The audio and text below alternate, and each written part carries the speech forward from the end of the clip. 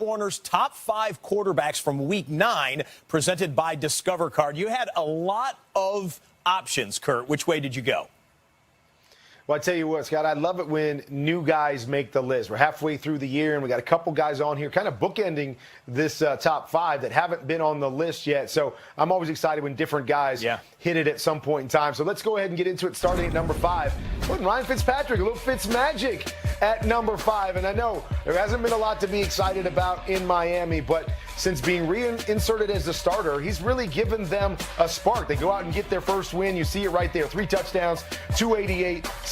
Making some of those Fitz magic throws throughout this game. But love what he did. Love the energy that he's brought to this team. He gets the number 5 spot.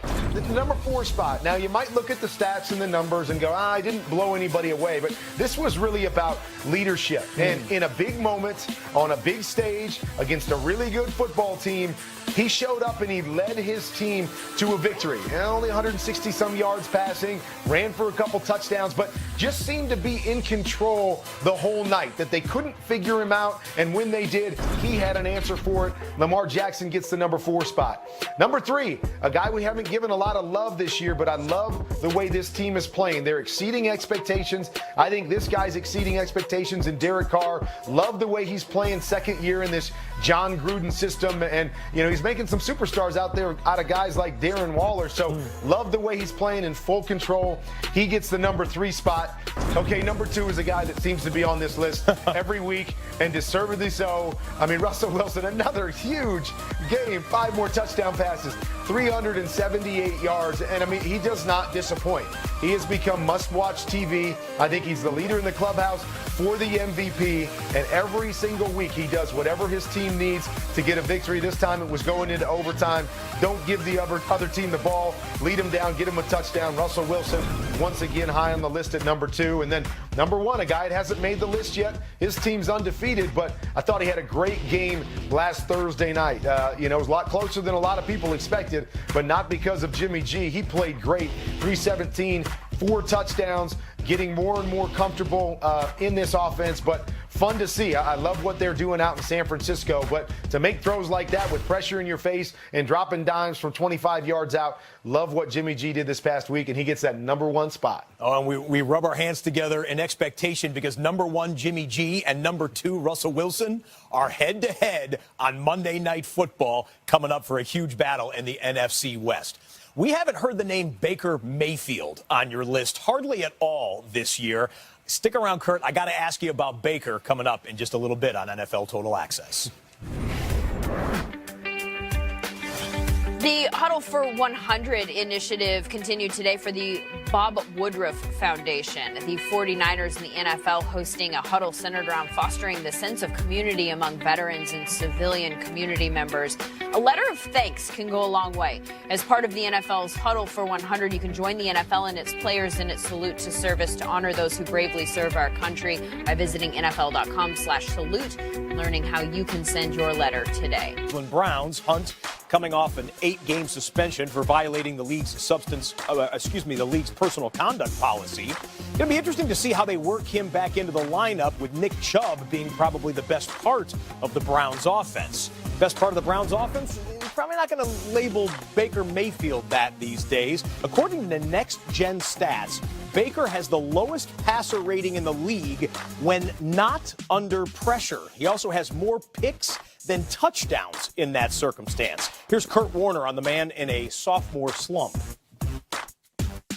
Well, I tell you what, when I watch Baker Mayfield play this year, and I don't know if it's him pressing a little bit, trying to do too much. I don't know if we read too much into last year and what he did and some of the plays he made down the stretch, but he doesn't seem to be seeing the field the way I expected him to after the great season he had as a rookie. As I watched the tape this past week, a lot of times I'm saying to myself, he's getting stuck on number 1. When he knows where to throw it and the guy's open, he's having no problem. When he's got to get through his reads and go from 1 to 2 to 3, he seems to be struggling and getting impatient and getting away from his reads. And so that, to me, is what it's all about. In this business, when you're a drop-back quarterback, you have to be able to know what you're looking at, make quick decisions, and get it to the right guy. And right now, Baker isn't doing that real well.